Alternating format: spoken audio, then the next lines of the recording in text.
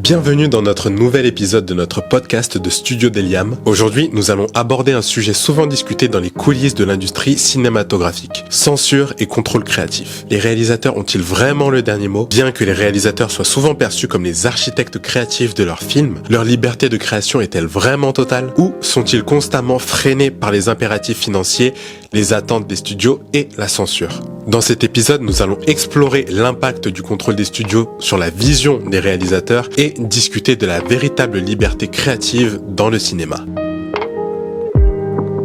Section numéro 1, la vision du réalisateur et le rôle des studios. Le réalisateur est souvent considéré comme le chef d'orchestre d'un film. C'est lui qui, à travers sa direction artistique, son choix des acteurs, son style visuel et sa narration, donne vie à une vision originale. Cependant, l'industrie cinématographique est un monde d'affaires et de nombreux films sont produits par de puissants studios ayant des intérêts financiers à défendre. Les studios, en tant qu'investisseurs principaux, ont un mot à dire sur l'orientation créative du projet. Ils prennent des décisions importantes concernant le casting, le budget, la durée du film, les modifications apportées à la narration et même la manière dont le film sera distribué. Ainsi, même si un réalisateur a une vision claire de son projet, il est souvent contraint de faire des compromis afin de satisfaire les exigences des studios et d'assurer la rentabilité du film. Section numéro 2, les impératifs financiers et commerciaux. L'un des principaux facteurs limitant la liberté créative d'un réalisateur est la pression financière. Les studios investissent des millions, voire des milliards dans des productions à gros budget et veulent s'assurer que leur investissement soit rentable. Cela entraîne une série de contraintes créatives.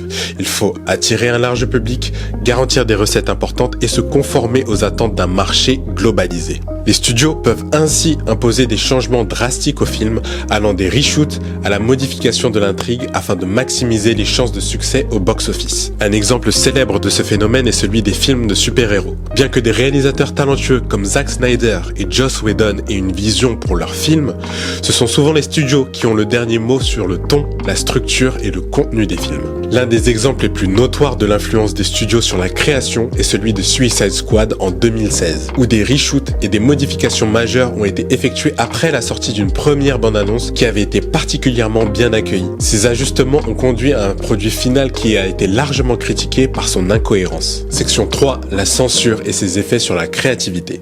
Outre les pressions commerciales, ces censures restent un facteur de contrôle important. Que ce soit pour des raisons politiques, sociales ou morales, les studios et les autorités de régulation imposent souvent des limites au contenu d'un film. Dans certains cas, des scènes sont coupées ou modifiées afin de se conformer aux normes de classification ou pour éviter de heurter une partie du public. Les producteurs et les studios peuvent aussi exercer un contrôle créatif pour éviter toute controverse ou protestation.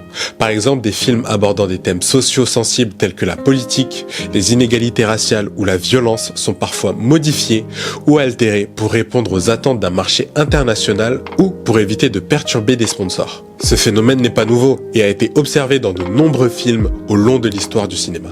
Un exemple marquant est L'interdiction de la vie de 1984, un film sur la condition humaine et les enjeux politiques en Chine.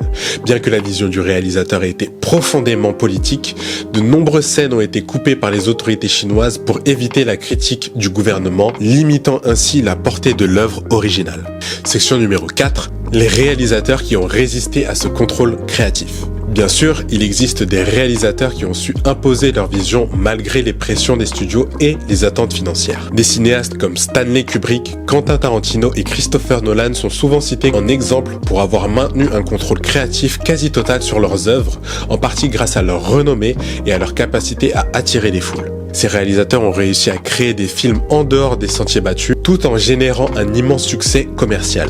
Stanley Kubrick, par exemple, a maintenu un contrôle presque absolu sur ses films, notamment 2001, L'Odyssée de l'espace.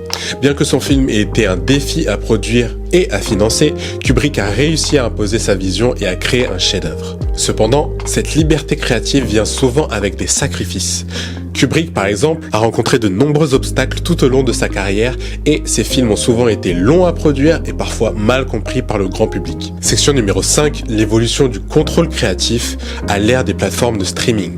Avec l'émergence des plateformes de streaming comme Netflix, Amazon Prime et Apple TV, l'industrie du cinéma semble être à un tournant. Les plateformes sont souvent plus souples, plus ouvertes aux projets créatifs atypiques.